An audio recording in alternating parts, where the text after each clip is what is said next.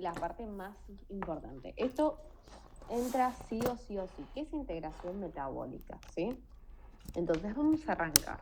Dice, en estado de saciedad se acumulan triacilglicéridos en el tejido adiposos. Esos triacilglicéridos están formados por ácidos grasos que provienen de 3 orígenes distintos. ¿Cuáles son estos orígenes?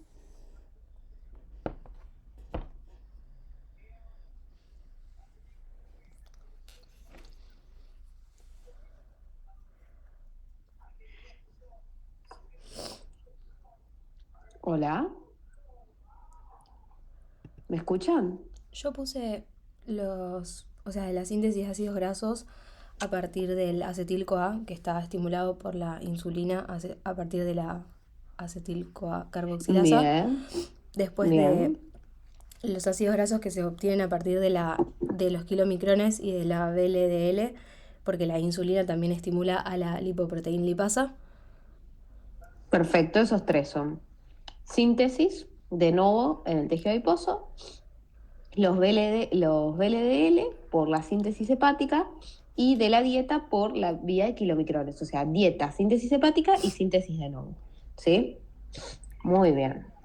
Y dice, bueno, además de ácidos grasos, ¿qué otro compuesto es necesario para la síntesis de triacilglicéridos en tejido adiposo y cómo se origina? ¿Sí? Esto es muy del anterior parcial, pero ¿de dónde viene?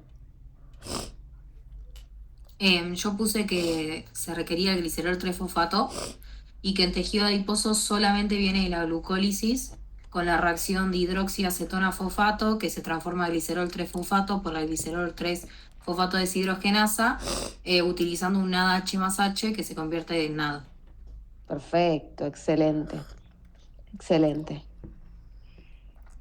Bien. La 3 dice cómo esperar encontrar la velocidad de la vía de las pentosas en tejido adiposo y qué ventaja metabólica, ¿sí?, tiene la regulación de esta vía en saciedad, en estas condiciones.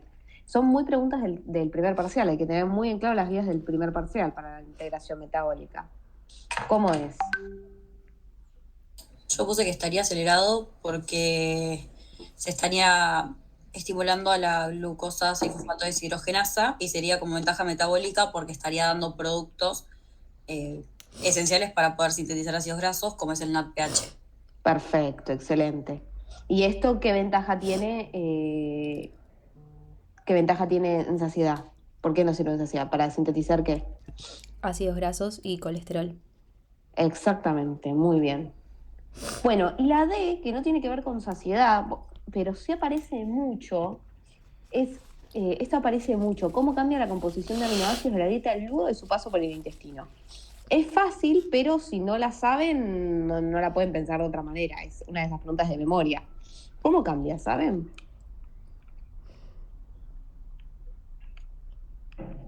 Yo puse que como es un tejido de alto recambio, es como que va a tener, va a utilizar muchos aminoácidos como son la glutamina, la glicina y el aspartato, que se utilizan para la síntesis de nucleótidos.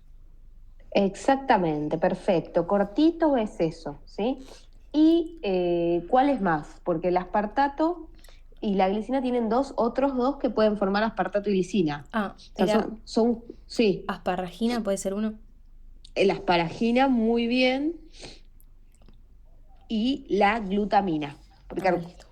Bien.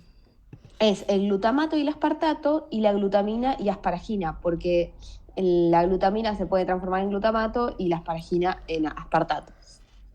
Y la justificación está perfecta por el alto recambio energético. Muy bien. Zoe, los ¿Qué? aminoácidos solamente nombrarlos, ¿no? No poner ninguna Solo, reacción y mucho no, menos. nada más, solo nombrarlos y justificar por qué. Eso sí, la justificación sí. Bien, perdón, el derivado dije algo mal antes. El glutamato es el derivado de la glutamina. Lo dije al revés antes, para que, o sea, es glutamina y aspartato y sus derivados que son glutamato y asparagina, para que quede claro, porque lo había dicho al revés. Perdón, Zoe. O sea, Sí. entonces, si nos piden cómo cambia la composición de los aminoácidos, solamente decimos eso, que se absorben a ese nivel por tal razón y se derivan para tal cosa. O sea, la composición en realidad no estamos hablando mucho de eso. No, o sea, en composición lo que vas a decir es que va a haber, dentro de la composición, va a haber menos de estos 4 aminoácidos. O sea, va a bajar la concentración de estos 4 aminoácidos. Ah, ok, perfecto. Bien. La pregunta 2, habla de ayuno, ¿sí? Dice, responda relacionado los siguientes ítems en relación a la participación del hígado en el mantenimiento en el ayuno temprano, que es el ayuno nocturno. Y eso tiene una implicancia, que en el ayuno temprano, ¿sí? Es distinto al ayuno prolongado, porque la principal vía metabólica va a ser distinta. Dice, indique las vías metabólicas hepáticas que participan en este proceso y explica el mecanismo de activación hormonal de la vía que se activa en primer término. Entonces, ¿qué vías mantienen la glucemia hepática en ayuno y cuál es la que se activa en primer término y cómo se activa? ¿Sí?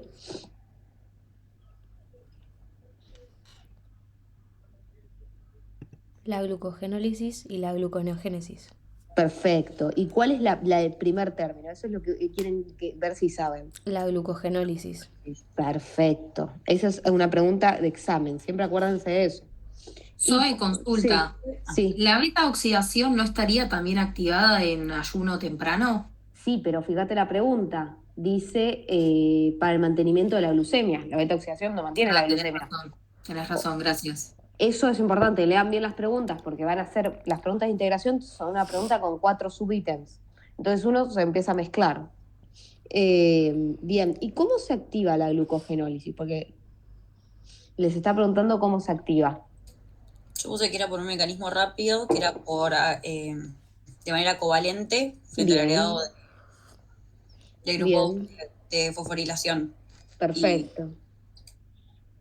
Exactamente. ¿Por qué enzima? Si se sabe la enzima, mejor. Eso te iba a decir. Por la glucógeno fosforilasa quinasa, Sí. que va a estar fosforilándose y activando la glucógeno fosforilasa. ¿Y qué hormona? Porque me pregunta la hormona, activación hormonal. El glucagón. El glucagón, exactamente. Fíjense eso, que capaz ustedes ponen el mecanismo perfecto, pero si les dice que cuál es la hormona, no puede faltar porque se la pueden considerar mal. Ahora, sí. Una consulta en esta. Sí. ¿Hay que nombrar glucogenólisis, gluconeogénesis, esas dos? Esas dos, sí. Okay.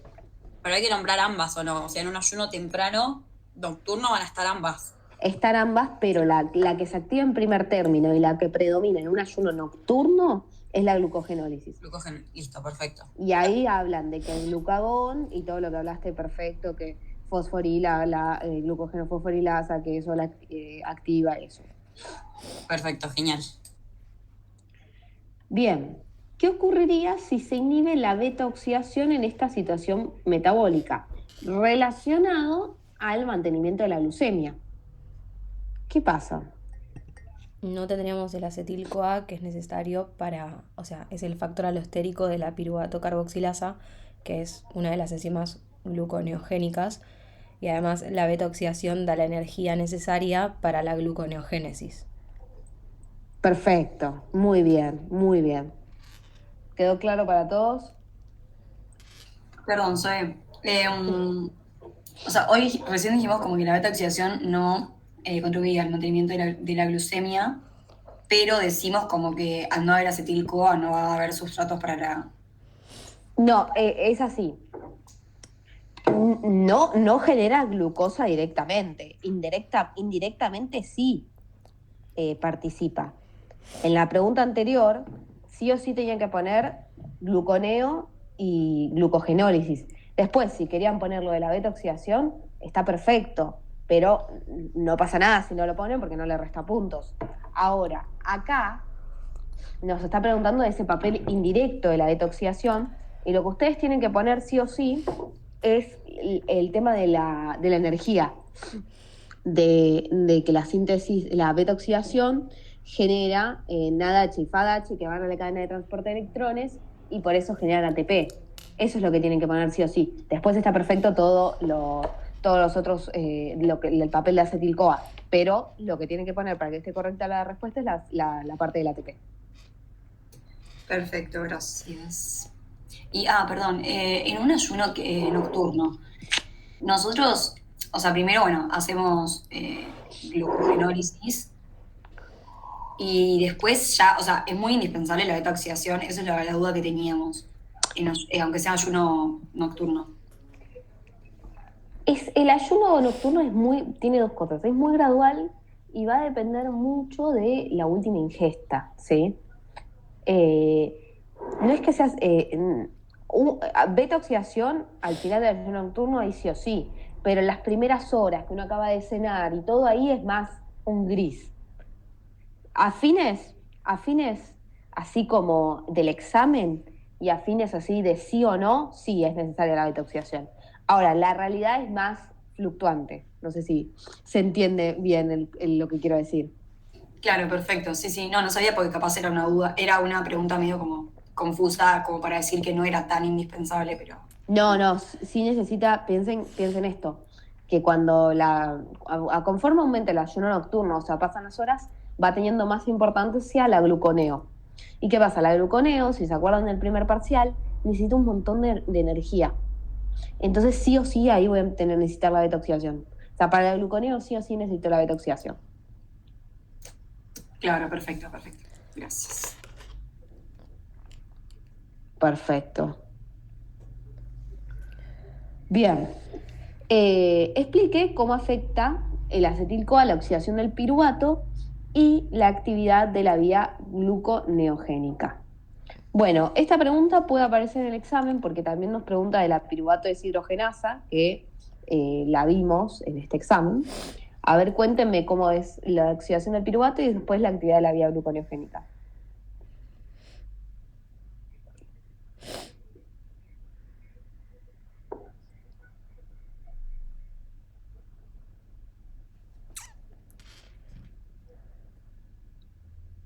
A ver, la piruvato deshidrogenasa, ¿el acetil-CoA la estimula o la inhibe? No, o sea, el acetil-CoA es efector alostérico negativo de la piruvato deshidrogenasa y además es efector alostérico positivo de la piruvato deshidrogenasa quinasa, entonces la fosforila y la mantiene inactiva. Perfecto, muy bien, perfecto. ¿Y ahora qué pasa con la vía gluconeogénica? Que creo que lo habías respondido en la pregunta anterior, pero Sí. acá lo vuelvo. Que es lo de la piruvato carboxilasa, que es un efector alostérico positivo, entonces aumenta la velocidad de la gluconeogénesis. Perfecto, muy bien, muy bien. Bien, ¿queda claro? Me salté la 3, perdón, pero ¿queda claro? ¿La 4? Sí. Bien. Acuérdense bien la regulación de la PDH, que siempre la preguntan, ¿eh? Y la 3 dice, indique 3 reacciones que consuman acetil-CoA. Hay varias reacciones que consumen acetil-CoA, o sea, que necesitan acetil-CoA. ¿Cuáles pueden ser? En ayuno, obviamente.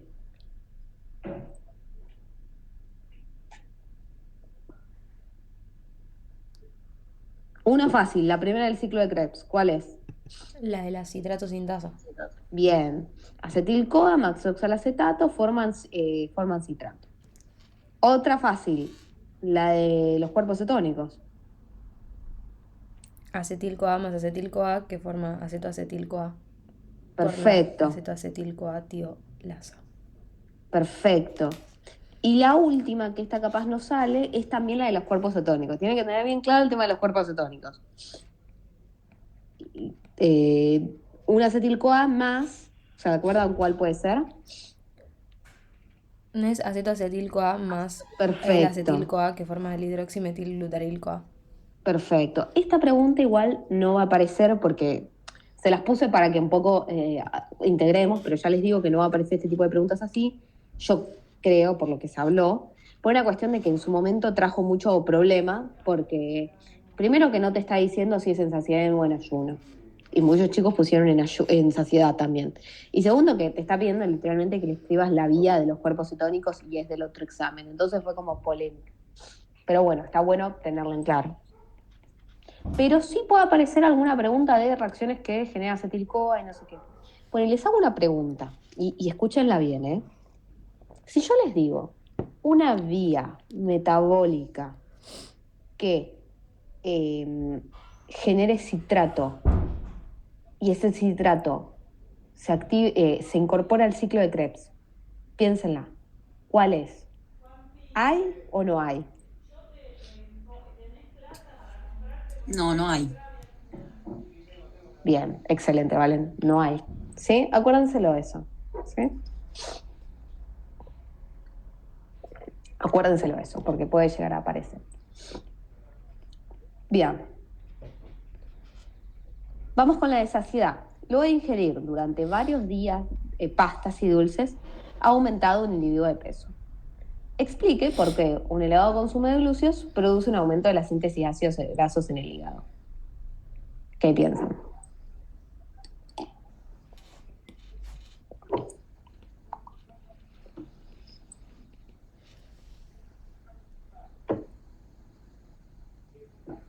Bueno, yo puse que todo es regulado por la insulina, que la insulina va a activar principalmente en este caso dos síntesis.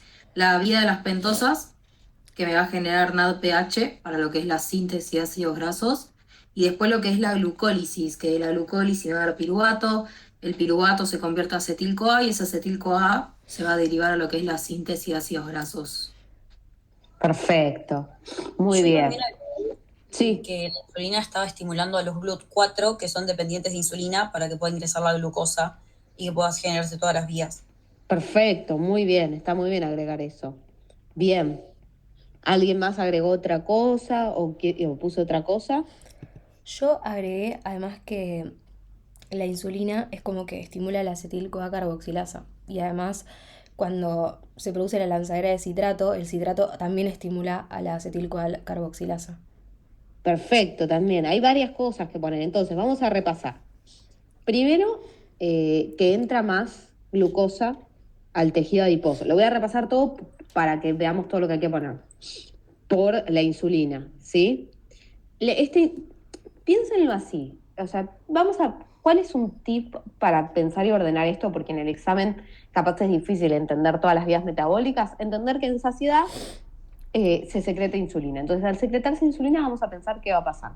Primero, se activa el transportador GLUT4, ¿sí? Cuando se activa el transportador GLUT4, Igual, puede... Zoe pregunta, Sí. porque acá está hablando en el hígado. Ah, está hablando en el hígado, es verdad, porque la segunda habla del tejido adiposo. Claro. Es verdad. Bueno, igual, sigamos con la insulina. Se activa entra la glucosa, no por el transportador GLUT4, pero bueno, se activa la glucólisis, la vía de las pentosas que producen ADH, y se activa la acetil-CoA carboxilasa, y también se activa otra enzima más, que vimos recién en la regulación. ¿Cuál era? La piruvato deshidrogenasa. La piruvato deshidrogenasa. Esas 4. Y además, ¿sí? Hay un alto contenido de energético, ¿sí? ¿Por qué? Porque está recibiendo toda la energía de la glucólisis. Entonces, este el contenido energético, ¿qué vía metabólica me puede inhibir un alto contenido energético? Al ciclo de Krebs. Al Entonces, ciclo de el Krebs. citrato no entra al ciclo de Krebs. Perfecto. Y este citrato, ¿qué va a hacer? Se va a acumular en la mitocondria. ¿Y cómo sale de la mitocondria? Por la lanzadera. Por la lanzadera, exactamente. Y el citrato, que es después en la síntesis de ácidos grasos. El acetil-CoA. O sea, se desdobla en acetil-CoA y oxalacetato. Bien, ¿se entendió? Perfecto. Bien. Ahora sí, perdón, con el tejido adiposo. Ahora sí. Lo mismo, pero en tejido adiposo. Y acá sí tenemos que decirlo, empezamos por lo del GLUT4. ¿Sí? Bien. Después del GLUT4, ¿qué otras vías se activan en tejido adiposo? En saciedad. La glucólisis. Bien, porque la glucólisis en todos los tejidos. ¿Qué más? Vía de las pentosas. Vía de las pentosas. Excelente. Síntesis de ácidos grasos. Y lipogénesis. Bien. Y lipogénesis. Excelente, muy bien. ¿Sí? Los tejidos por los que les van a preguntar en saciedad son tejido adiposo y hepático. No les van a preguntar otra. Y en ayuno les van a preguntar hepático y les van a preguntar cerebro. Sí, seguramente ahora va a venir alguna pregunta de esas. Bueno, además de limitar la ingesta de ciertos alimentos, en esta paciente se recomienda la práctica de algún ejercicio aeróbico moderado. Justifique. Pregunta de ejercicio, no hay muchos de ejercicio, así que está buena que la pensemos. ¿Qué piensan? ¿Por qué le decimos a un paciente que haga ejercicio? Para disminuir las reservas de glucosa. Perfecto, muy bien. ¿Por qué? Porque el músculo usa la glucosa como principal fuente de energía, ¿sí? Y además, ¿qué puede usar como glucosa? ¿Eso cuánto tiempo usa la glucosa el músculo? Hasta 1 hora. Hasta 1 hora. ¿Y después qué usa? Ácidos grasos. Ácidos grasos, muy bien, muy bien.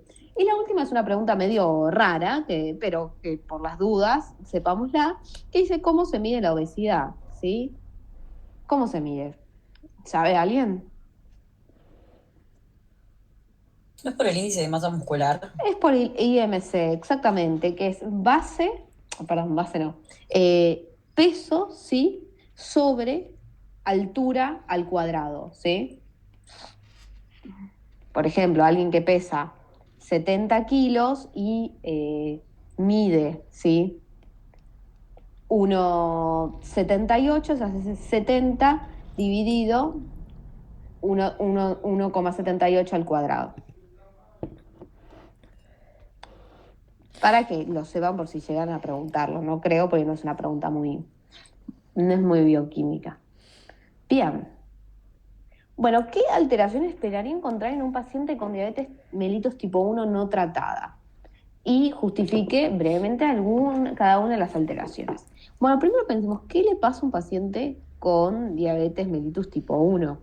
Que no tiene. Insulina. Entonces, ¿qué vías van a estar activas? Las vías que... Son de glucagón. Claro.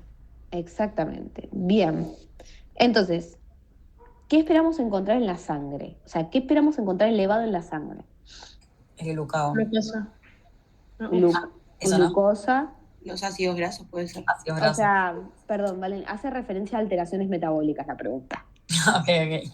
Glucosa, ácidos grasos, bien. ¿Qué más? Sigan. Los cuerpos cetónicos. Cuerpos cetónicos. Cuerpos cetónicos, bien. Faltan cosas. Y también proteínas. ¿Proteínas de Glicosiladas. qué tipo? Proteínas glicosiladas, muy bien. Proteínas Beta-oxidación. glicosiladas. Bien, ya dijimos ácidos grasos, me faltan 2 cositas más. Los kilomicrones y los VLDL. Perfecto. Hipertrigliceridemia, perfecto. Y una cosa más. Y los LDL. Bien. Y una cosa más falta. El colesterol. El colesterol está aumentado en un paciente con diabetes tipo 1. Y me van a decir, no, pero si la síntesis de colesterol está estimulada por la insulina. Sí, pero ¿saben qué pasa? Y escúchenlo bien. El colesterol en pacientes diabéticos sufre glicación, ¿sí? Entonces, al glicarse no es reconocido por los receptores correctamente y no puede retornar al hígado, por eso puede estar aumentado. Bien. Entonces, nos pide que justifiquemos. A ver, ¿por qué hay hiperglucemia? Porque no hay presencia de los GLUT4, entonces no entran la glucosa ni al tejido adiposo ni al músculo, y además porque está el glucagón hay glucogenólisis y gluconeogénesis. Perfecto. Muy bien. ¿Por qué hay ácidos grasos libres aumentados? ¿Quién se activa? Una enzima. Porque se activa la lipasa hormonosensible y Excelente. generan los triglicéridos de las gotas lipídicas. Muy bien, muy bien. Porque hay aumento de los cuerpos cetónicos. Porque además de que se están hidrolizando, los ácidos grasos libres se van a ir hacia la beta-oxidación, donde va a liberar acetil-CoA y va a aumentar la cetogénesis. Perfecto. Porque hay hipertrigliceridemia. Por el aumento de los kilomicrones y de la VLDL. Porque la lipasa hormonosensible no, la LPL, que es la lipoproteína lipasa, no funciona porque no hay insulina, justamente. Bien, muy bien. Y por último, ¿por qué aumentan las proteínas glicosiladas?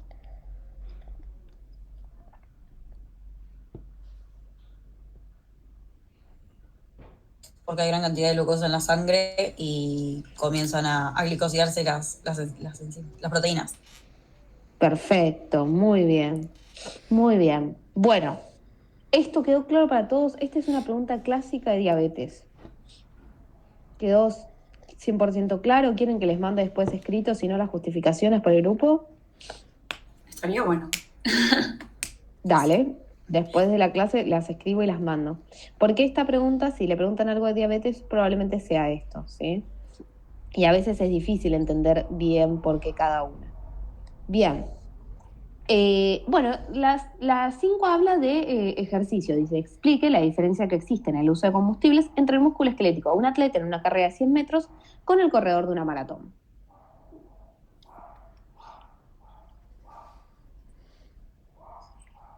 ¿Qué me dicen?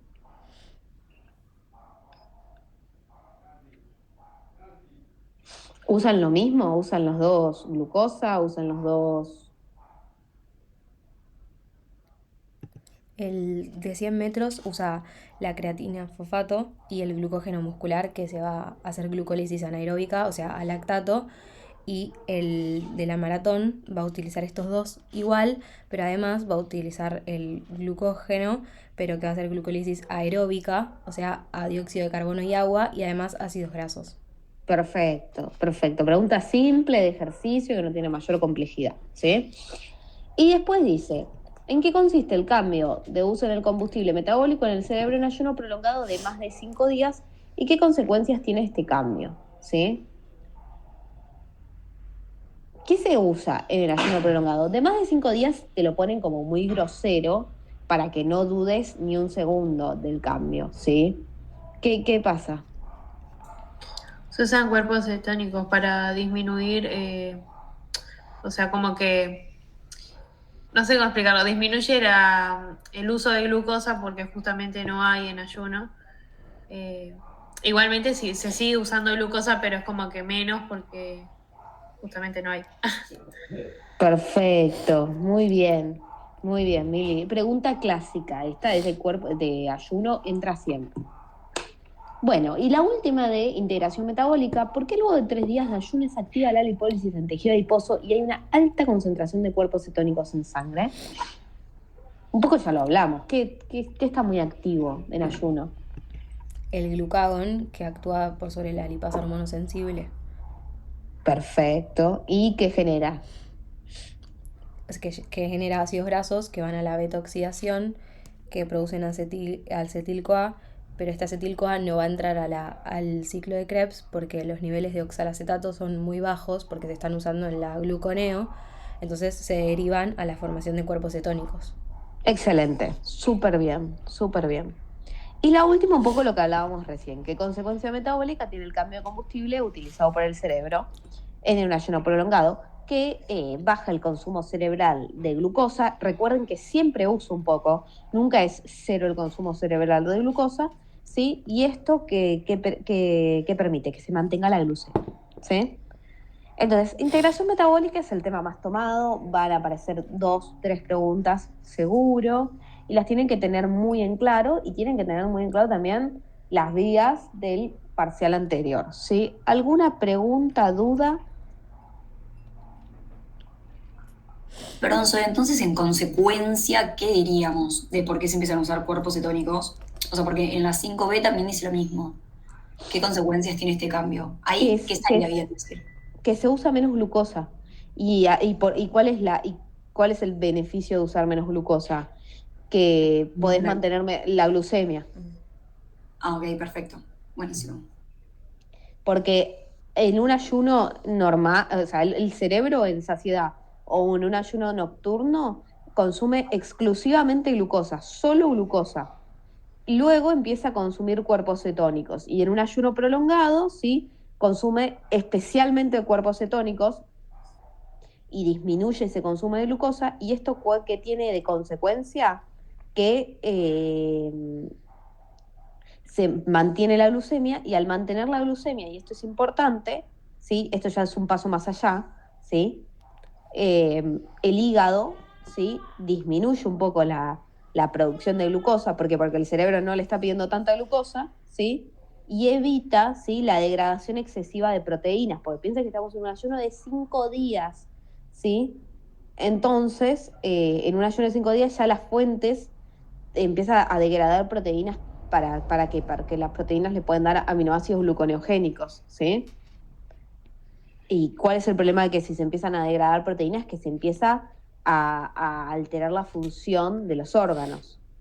¿Se entiende o se entiende para todas o quieren que lo repita? Claro, Sí. Sí, perfecto.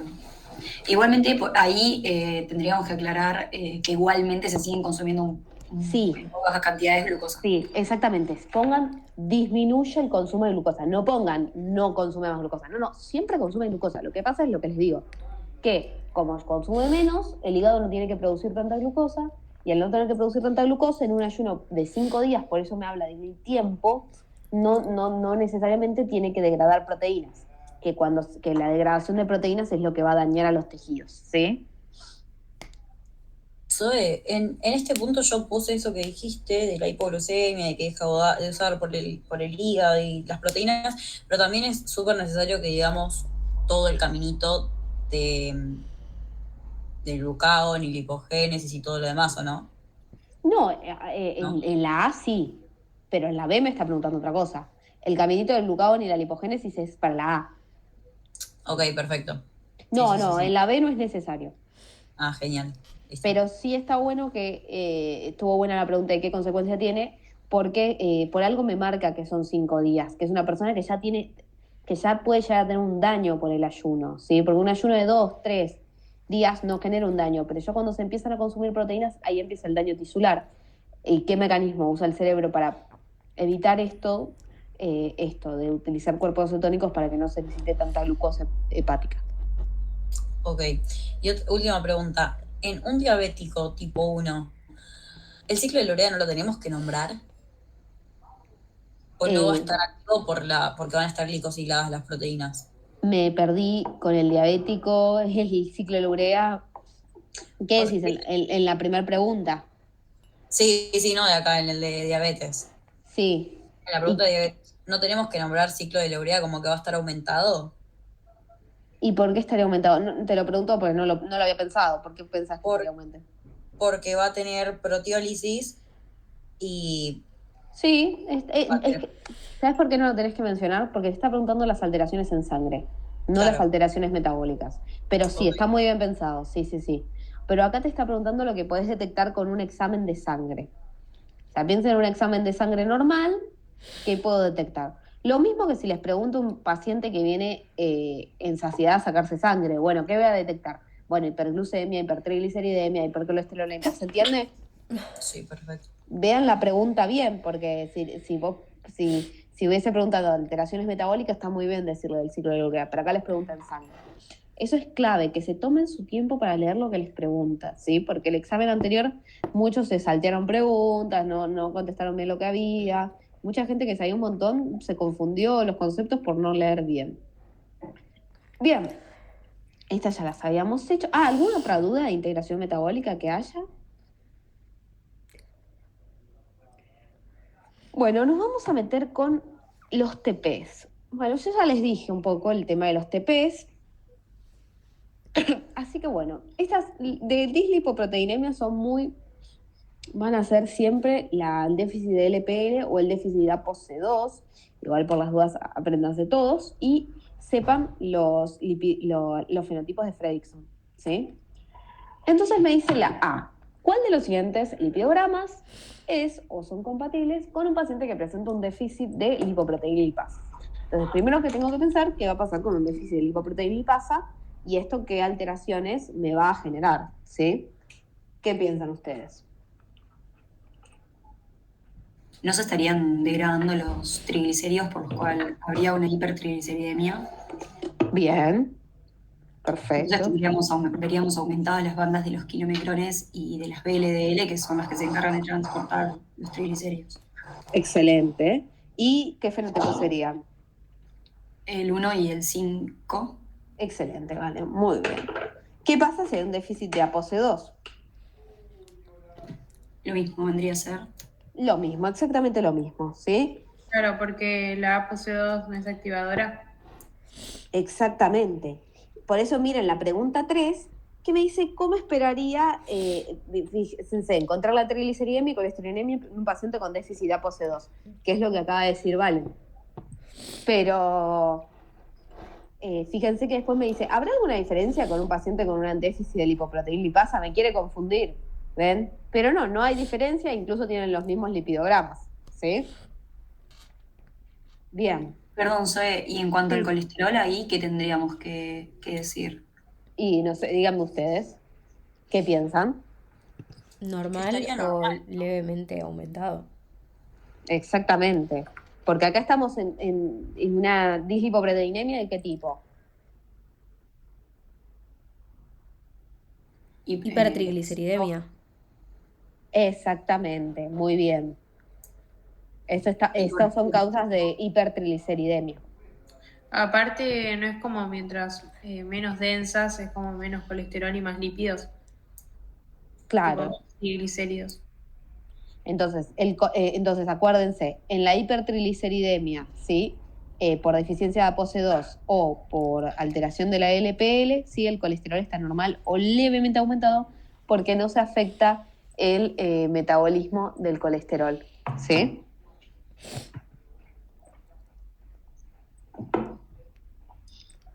Consulta, Zoe. Entonces, la deficiencia de LPL no solo puede ser fenotipo 1, sino también 5, al Sí, igual sí, que no- la deficiencia ApoC2. Exactamente, pueden ser el 1 o el 5. Sí, sí, sí. Perfecto. Eso es Gracias. importante. Porque les pueden llegar a preguntar fenotipos, ¿sí? No dibujo, me parece que no va a haber dibujo, pero sí los fenotipos les pueden llegar a preguntar. Bien, ¿alguna pregunta de esto? Lo mejor les recomiendo que hagan una tablita y eso es lo más fácil, ¿sí? Una tablita con los patrones. Sí, Nosotros entonces tendríamos una hipertrigliceridemia, está aumentado en el fenotipo 1, está aumentado solamente los kilomicrones y en el 5 es mixta, kilomicrones y VLDL. Pero, exactamente. ¿por qué no mencionaríamos el fenotipo 4, que aumentan solo las VLDL? Porque los kilomicrones están aumentados, sí o sí, en estas dos patologías. Ok, esa sería, la justificación sería que es porque literalmente los kilomicrones son los que transportan más triglicéridos. Exactamente, muy bien. Igual no tienen que no van a tener que justificar fenotipos, ¿eh? Pero para que entiendan por qué, obvio. Buenísimo, gracias. Bien, ¿alguna otra duda de este tema? Y les digo más, esta es la forma de preguntar todo lo que es metabolismo exógeno y endógeno, ¿no? Porque nosotros sabemos que si ustedes entienden las dislipoproteinemias, entienden todo lo que es el metabolismo, ¿no? Bien. Bueno, y acá el tema, a muchos les gusta, pero es un tema que complica. Bueno, ¿hicieron los gráficos? Sí, ojalá me hayan salido bien. Bueno, ¿quieren ir pasándolos por el grupo? Así los voy corrigiendo. Vamos primero. Yo los hice así nomás, o sea, está. Bueno, la persona que quiera lo puede pasar por el grupo y si no lo vamos viendo por acá, ¿no? Bien. Dice, ¿qué procesos cataliza? Bueno, y paréntesis. Acá vamos a ver preguntas de teórico y preguntas de curvas de oxígeno, ¿sí? Va a haber una pregunta de cadena de transportes de electrones del teórico, pero es una pregunta muy simple como las que vemos acá, ¿sí? O sea, con esta parte vemos tanto el teórico de cadena de transporte de electrones como curvas de oxígeno. Entonces dice, ¿qué proceso cataliza el complejo 1 de la cadena de transporte de electrones? Puse que catalizaba dos procesos acoplados, dos reacciones acopladas, que era el NADH más la ubiquitinona por la NAD deshidrogenasa a NAD más ubiquitinona reducida. Y el bombeo de 4 protones hacia la matriz mitocondrial. Perfecto, eso es lo que hace. Y no se olviden nunca de hablar de los procesos acoplados, ¿sí? Porque muchas veces ponen, transfiere electrones en la H a la ubiquinona, listo. Sí, bueno, pero acuérdense del proceso acoplado, ¿sí? Y acuérdense de la palabra acoplado. Bien. Y dice, Perdón, sí. yo no lo puse así como en reacción. Yo puse el pasaje de 2 electrones desde el NADH hacia la coenzima Q. ¿Está bien?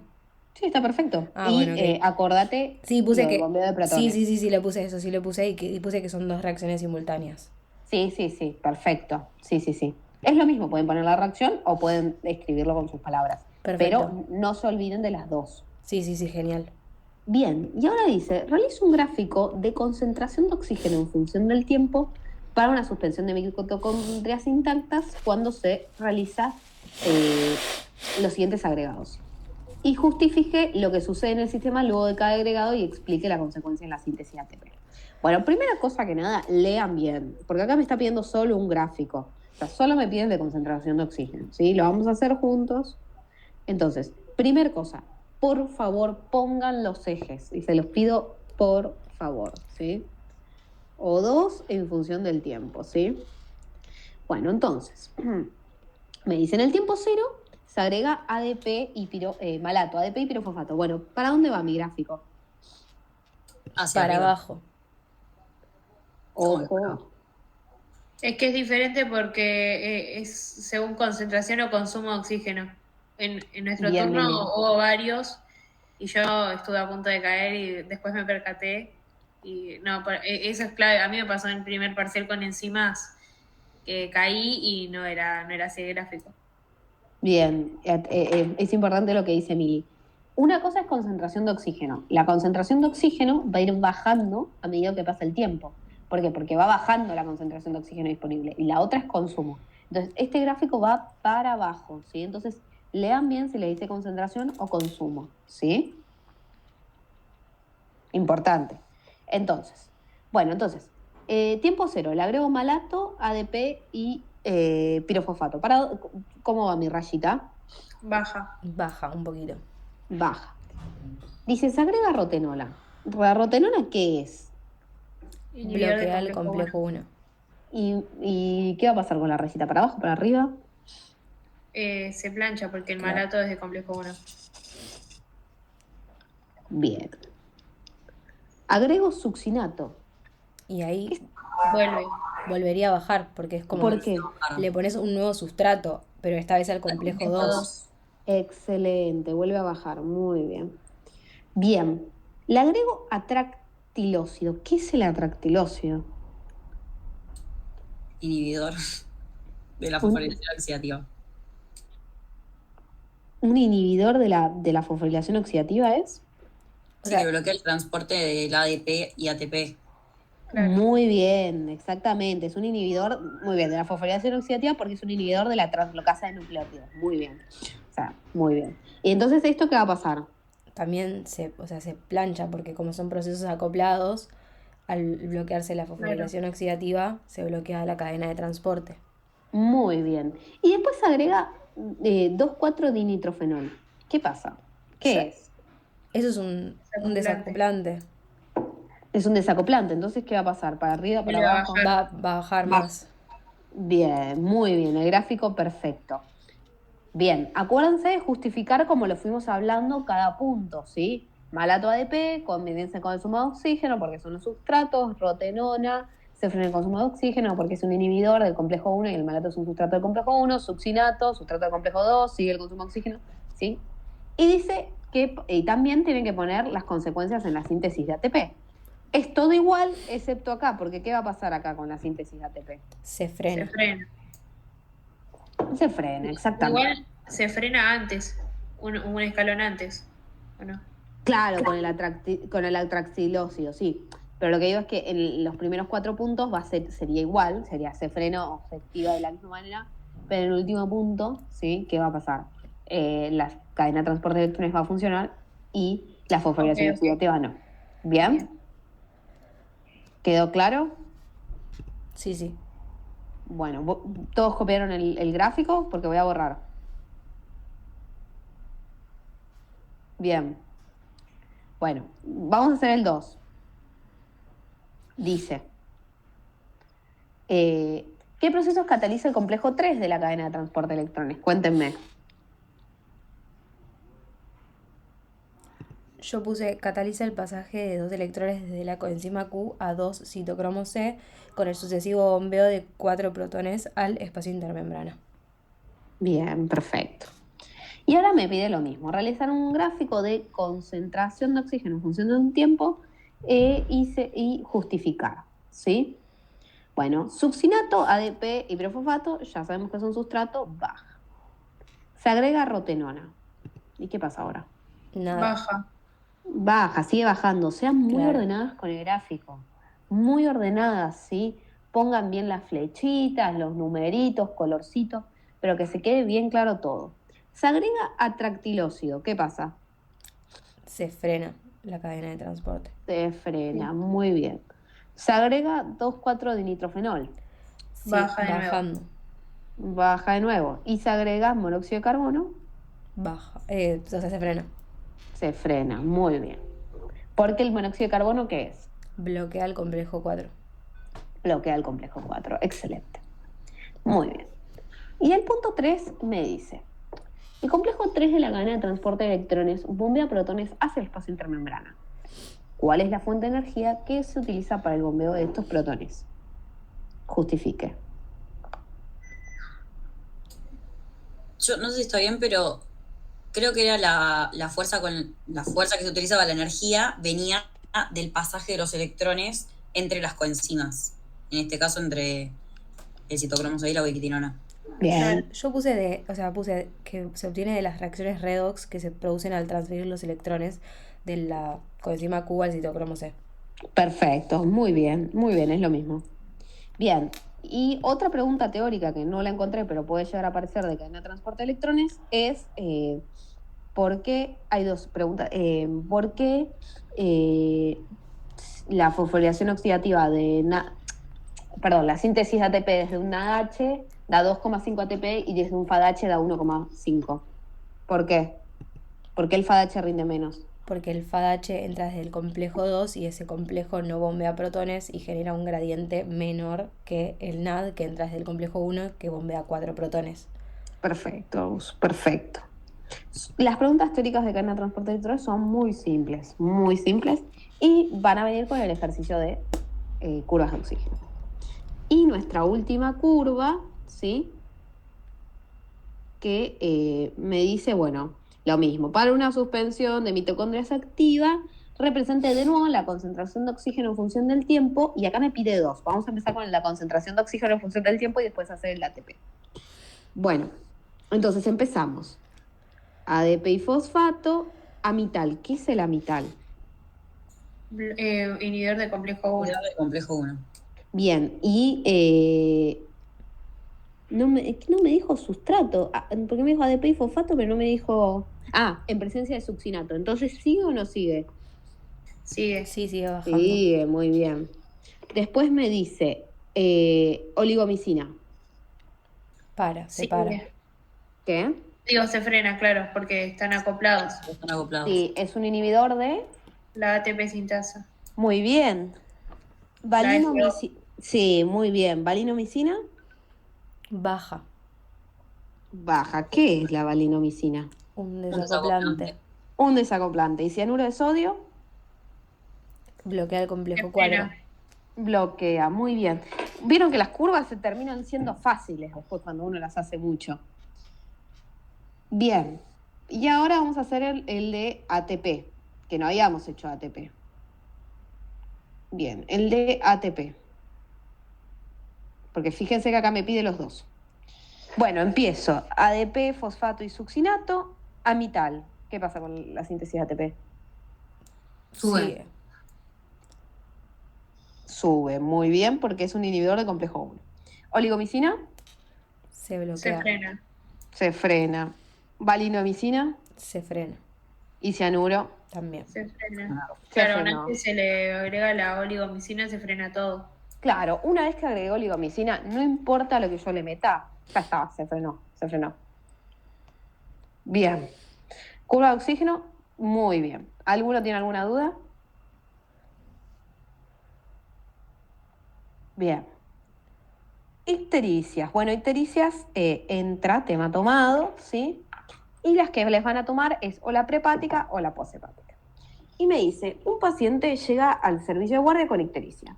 Presenta orina de color oscuro, colurio y heces claras. indique qué tipo de ictericia sospecha en el paciente y qué tipo de bilirrubina se acumula en el suero de este tipo de ictericia, o sea, si va a ser la conjugada o la no conjugada. Explique a qué se debe la coluria y la acolia. Bien, cuéntenme. Es posehepática. Se Bien. acumula la bilirrubina conjugada, por lo tanto se puede filtrar en la orina y produce la coluria. Bien, excelente, muy bien. ¿Por qué? Porque la bilirrubina conjugada, ¿qué es? Soluble. Soluble en agua. Soluble, exactamente, muy bien. Claro. Perfecto. Y después mencione las etapas del metabolismo de la bilirrubina, que serían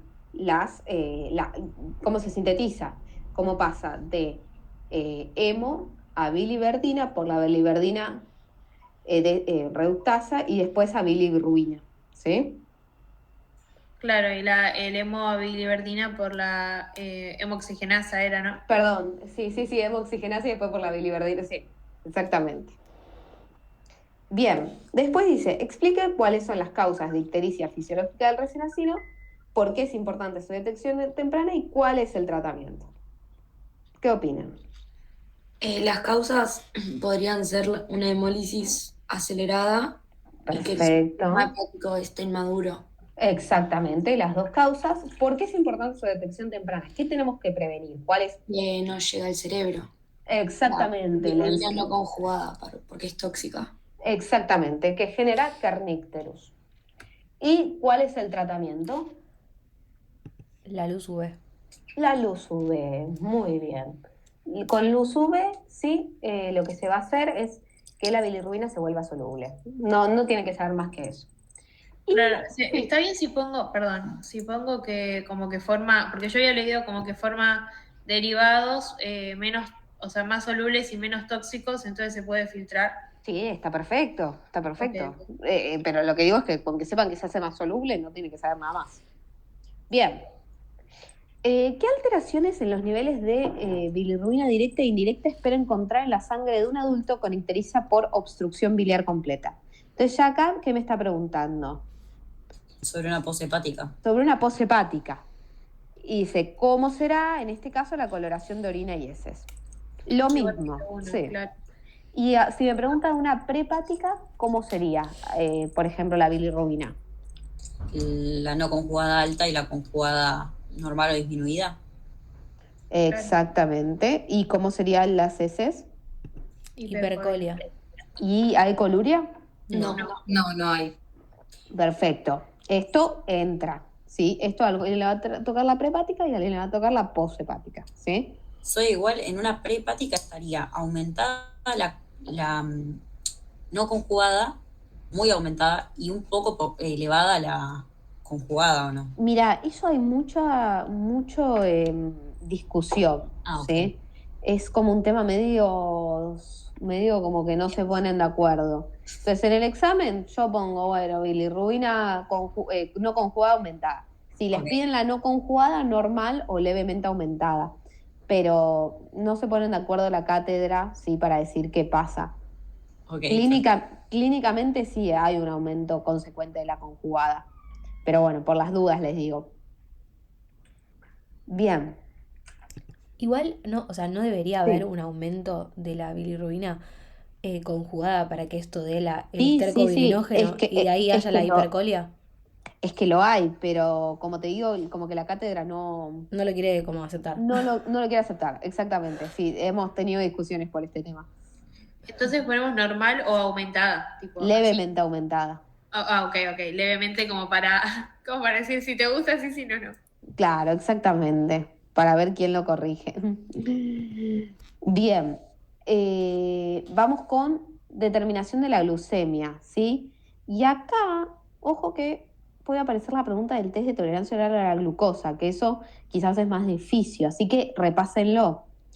Dice, ¿qué evalúa la prueba de tolerancia oral a la glucosa? ¿Cómo se realiza? ¿Cómo interpretar los resultados de un paciente si la glucemia de ayunas fuera 120 miligramos de una determinación y la glucemia luego de 120 minutos fuera 210? Cuéntenme.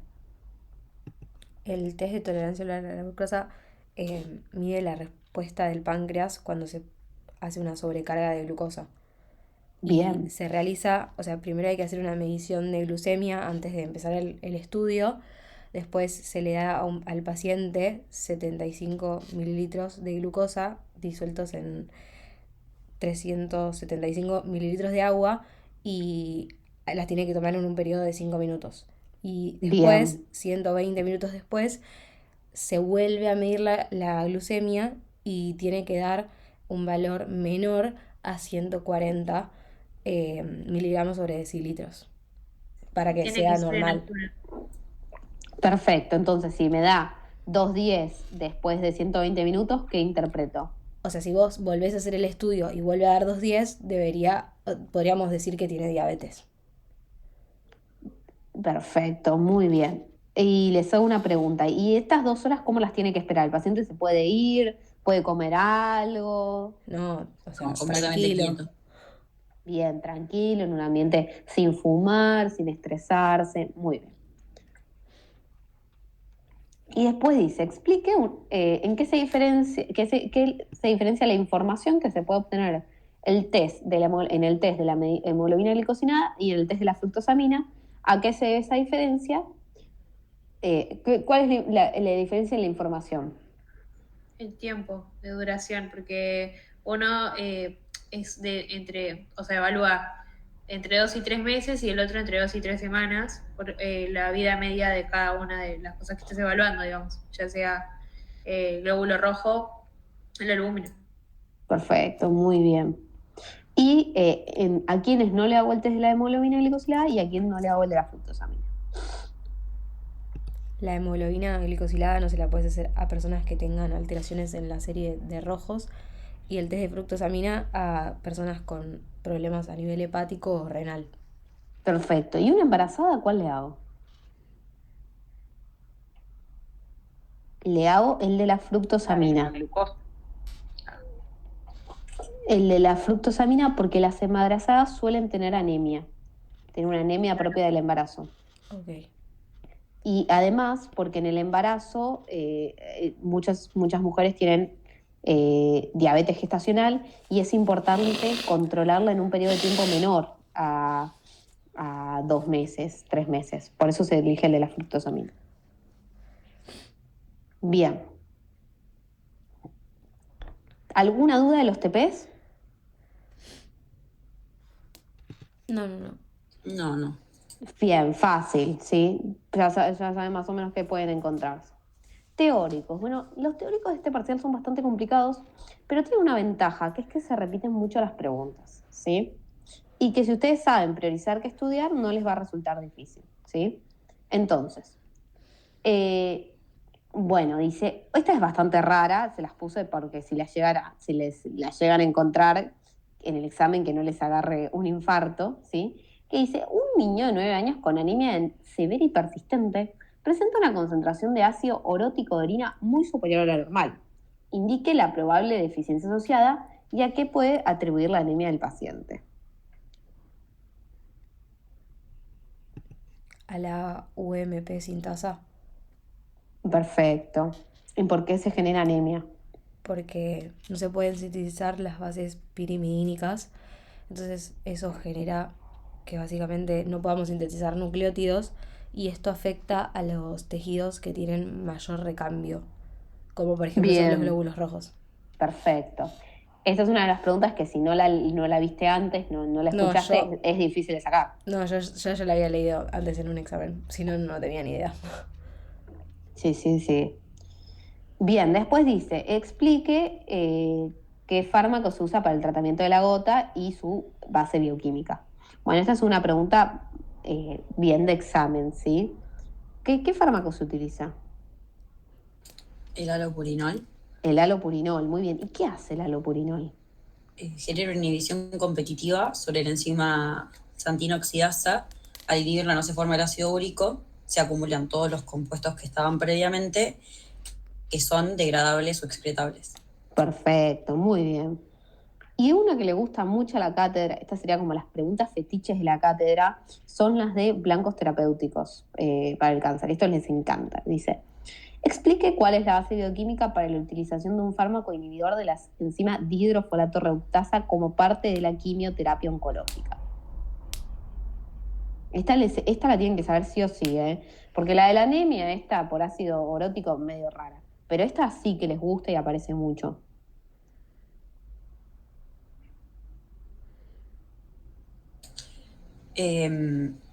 Se utilizan fármacos que inhiben de manera competitiva la enzima dihidrofolato reductasa y hay otros fármacos que se pueden utilizar generando FD-UTMP y no DTUMP, generando que no se pueda unir al ADN para seguir formándolo. Claro, porque ¿qué inhibimos si inhibimos la dihidrofolato reductasa? La La síntesis síntesis de tetrahidrofolato Sí, ¿y eso dónde está? lo necesitamos para la síntesis de DTMP, que está Sí, catalizado por la timidilato sintasa, que es necesario para la síntesis de ADN. exactamente. Y las células oncológicas se sintetizan a gran velocidad, entonces necesitamos justamente que esté muy activa la síntesis de ADN. Bien, y por eso mismo piensen algo, vieron que los pacientes que están en quimioterapia tienen alteraciones a nivel, ¿sí?, de los tejidos que también tienen alto recambio celular, la piel, el pelo, el sistema digestivo, la sangre, ¿sí? También afecta a esos tejidos. ¿Estos tratamientos se siguen usando? Sí, se usan. Bien, ¿qué reacción cataliza la timilato sintasa? Y explique cuál es la base bioquímica para la utilización de un fármaco que inhiba su actividad en la quimioterapia oncológica. Bueno, un poco lo que hablábamos recién. A ver, cuéntenme. Esta es como la otra pregunta, la compañera. La de la timidilato sintasa. Sí. Entonces es 5-FU, es el fármaco que inhibe a la enzima timidilato sintasa, Muy la que bien. cataliza la síntesis de DTMP. Muy bien. ¿Y cuál es la base bioquímica? ¿Por qué la usamos? Ya lo hablamos un poco, pero cuéntenme. Porque al bloquear la síntesis del DTMP no se puede sintetizar el ADN, que es necesario para que se repliquen las células tumorales. Perfecto. Estas dos preguntas, especialmente las últimas dos, les encanta la cátedra, así que sépánselas bien, ¿sí? Les encanta. Bien, cadena de transporte de electrones ya lo vimos con curas de oxígeno. Hemo, solo hay dos preguntas de hemo. O sea, realmente todo el tipo de protobilinógeno, todo eso no se lo estudian. Es esto nada más. Bien, ¿cuál es el paso limitante de la síntesis de hemo? Indique la enzima, sustratos, productos, cofactores, localización subcelular y explique al menos 3 mecanismos para regular su actividad. Bueno, acá tienen que escribir la reacción. Bueno, la pueden contar, pero la tienen que poner, sí, entera. O sea, esa reacción hay que saberla muy bien. Cuéntenme.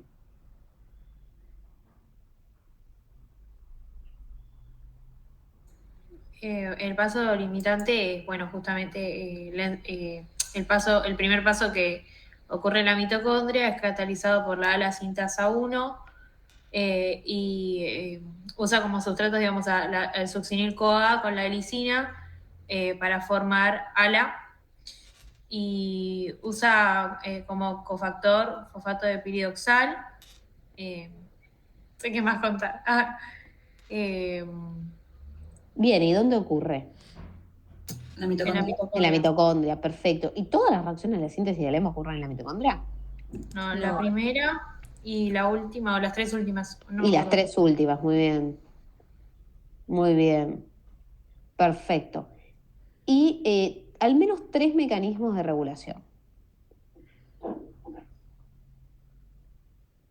Se regula de manera negativa por el hemo, de manera negativa alostérica para inhibir a la ala sintasa. Después se puede regular por compartimentalización, donde la ala no se trasloca hacia el citosol para continuar la vía.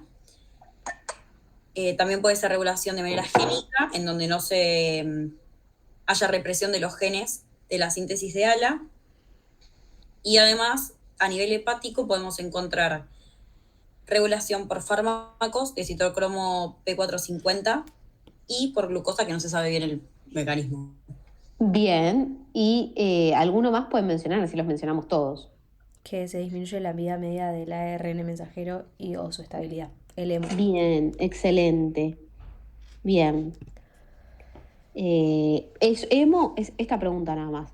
Y después, así como una pregunta rara que puede llegar a aparecer, es la única porfiria que tienen que saber, que es la PAI, que es la porfiria aguda intermitente, dice. En la porfiria aguda intermitente se encuentran mutaciones del gen del porfovinilógeno desaminasa, que alteran la biosíntesis del hemo. ¿Qué metabolitos se acumulan en sangre y se excretan en orina en pacientes que padecen esta enfermedad? ¿Y por qué en un individuo con PAI no se observa fotosensibilidad cutánea? Justifique.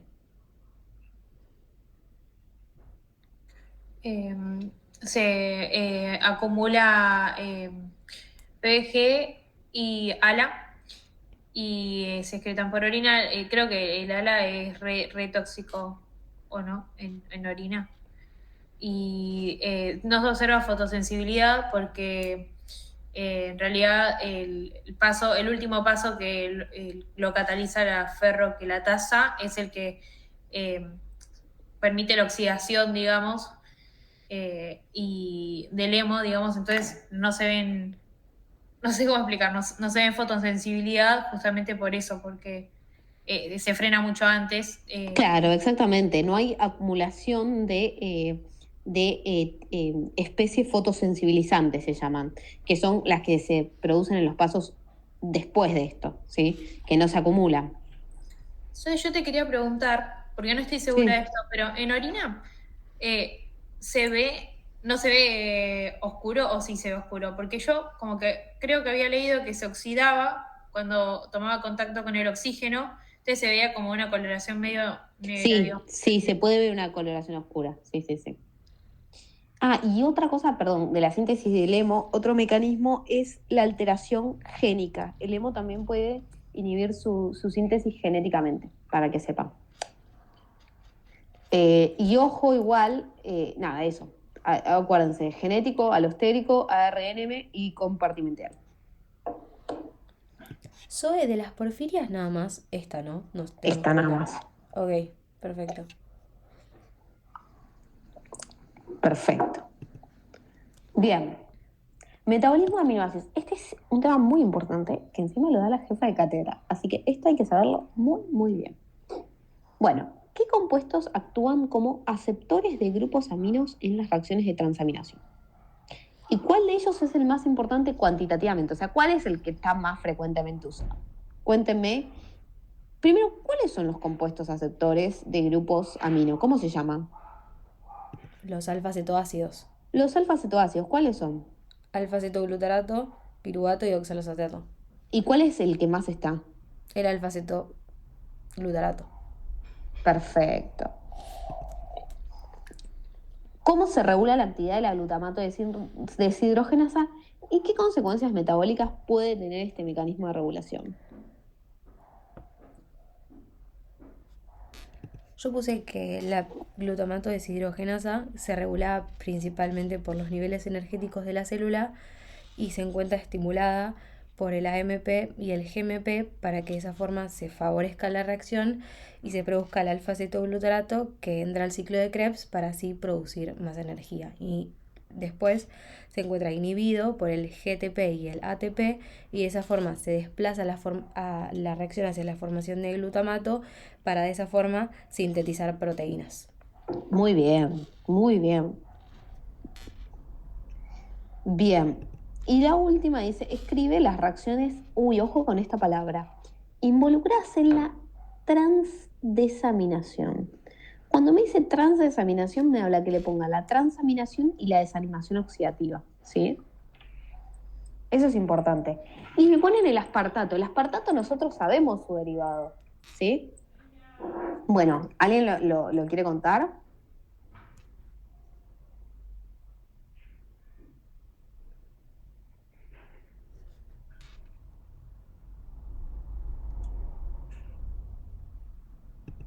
Yo puse que, o sea, el aspartato daba el grupo amino al alfa-cetoácido más común, o sea, el alfa-cetoglutarato, y de esa forma se formaba el glutamato y el Bien. oxalacetato. Exactamente, muy bien, muy bien. Esta es una reacción de transaminación por una transaminasa. ¿Y después qué pasa con el glutamato? Después el glutamato por la glutamato deshidrogenasa forma alfa-cetoglutarato y el amonio. Y después, a su vez, pasa de un NAD a un NADH. Perfecto, excelente, excelente. Bien, Perdón, ¿alguna? ¿puedes Sí, repetir esa un segundito? Sí, obvio. sí, Que del glutamato pasa al alfa-cetoglutarato y el amoníaco, que es el que después hay que detoxificar, por la glutamato deshidrogenasa, que a su vez usa el NAD, que lo va a reducir a un NADH. Perfecto, gracias. Soy consulta, en la número 2, la de qué consecuencias metabólicas tiene el mecanismo de regulación, ¿qué sería o sea, cuál sería la consecuencia metabólica? lo que dijo Agus, cuando está... ¿Sería dónde se deriva cada producto? Exactamente, que el Ok, alfa-cetoglutarato va al ciclo de Krebs y que si no la reacción cuando está desviada hacia el otro lado va a la síntesis proteica. Bien, ¿preguntas de metabolismo de aminoácidos? Es un tema que tienen que saber muy bien. No es un tema difícil, pero sí es un tema que especialmente el paso 1 puede tener varias reacciones. Y también recuerden lo que vimos antes lo vimos igual en integración metabólica, pero el paso de los aminoácidos por el intestino. Zoe, una Bien, pregunta. sí, Porque sí. en el teórico de metabolismo de aminoácidos, al último se pone a hablar de cada tejido. ¿Eso hay que saberlo? Sí. No, no, lo que sí tenés que saber es, ¿se acuerdan como vimos en clase? Que tiene, ¿qué pasa en el intestino? En el Sí, intestino, lo que hablamos, sí. se requiere aspartato y Asparagina, glutamina, sí, sí. asparagina y glutamato, ¿por qué? Porque tienen mucho recambio metabólico y estos aminoácidos, ¿para qué sirven? Y pregunta de examen esto, ¿para qué sirven esos Para la aminoácidos? síntesis de nucleótidos. Sí, ojo con esa pregunta que también puede aparecer en síntesis de bases, ¿sí? Ujú, sí. Bien, después, el hígado capta el 75% de los aminoácidos, pero hay algunos que no va a captar. ¿Cuáles? Los ramificados. Los ramificados, excelente. Y después el músculo, ¿cuál va? Los ramificados. Exactamente. O sea, Los eso. ramificados. Eso. Listo. Eso nada más, eso nada más. Perfecto. Genial. Pero acuérdense también lo de que les pueden llegar a preguntar qué aminoácidos se usan para la síntesis de bases. Sí, perfecto. Bien. A ver. Perdón, ¿sabes que hay una chica que quiere entrar al... Ahí la acepto. Dale. Listo, ahí está. Bueno, y los últimos teóricos que son el de ADN, ARN y proteínas. Este es bastante tomado, ¿sí? Especialmente la parte de proteínas. Y es un poco todo lo que estuvimos hablando durante la clase, ¿sí? Cuando tuvimos la clase de proteínas. Por ejemplo, la pregunta número 1 es una pregunta que entra sí o sí. Dice, ¿qué enzima cataliza la unión de cada aminoácido a su ARNT específico? ¿Cuántos tipos de enzima hay? ¿Qué diferencia hay entre ellas? E indique qué funciones cumple la reacción catalizada por esta enzima. Esta pregunta es súper preguntada. ¿Qué me dicen de esta pregunta? A ver, alguien que no sea Agus, que Agus pobre respondió todas.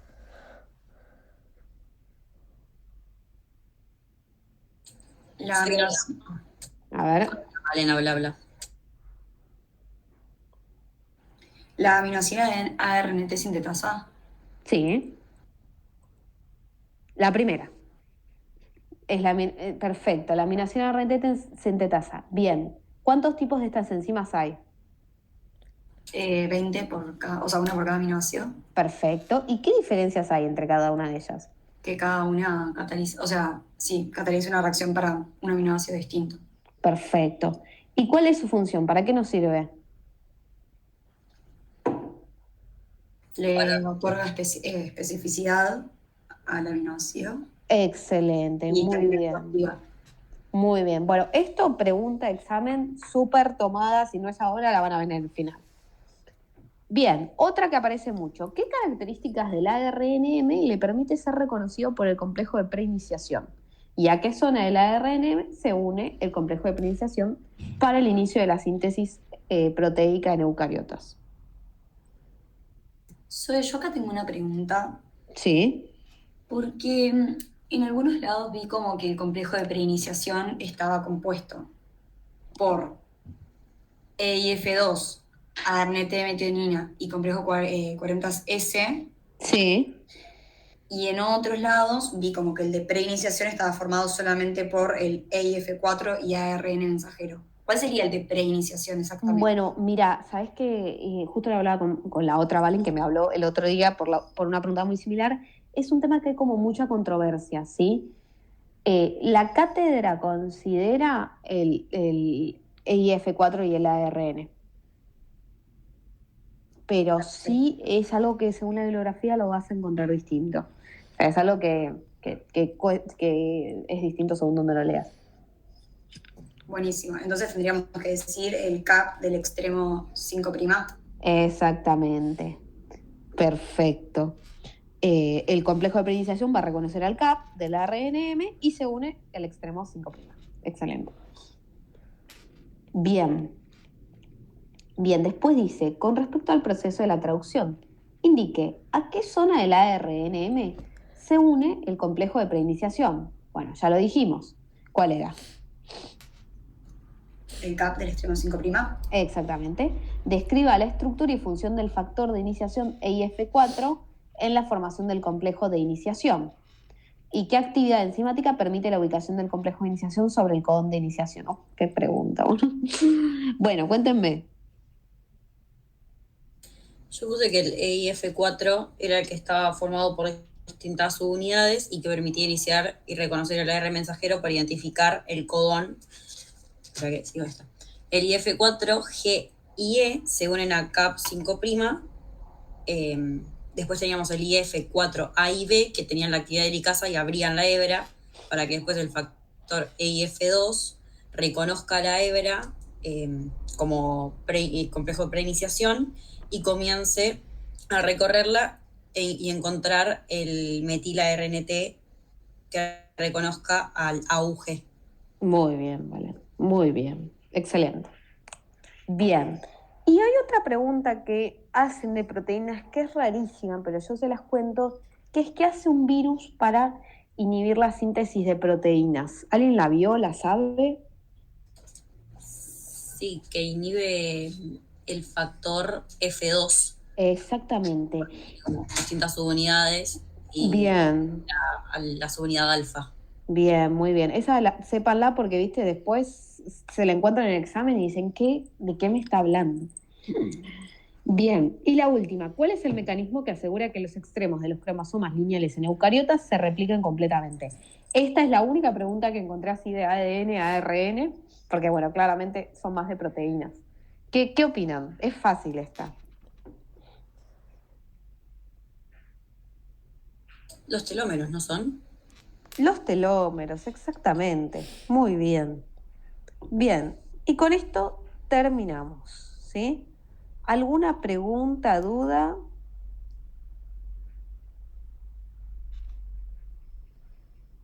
Creo que no. Yo la verdad que tengo que hacer 1,5 millones de parciales todavía.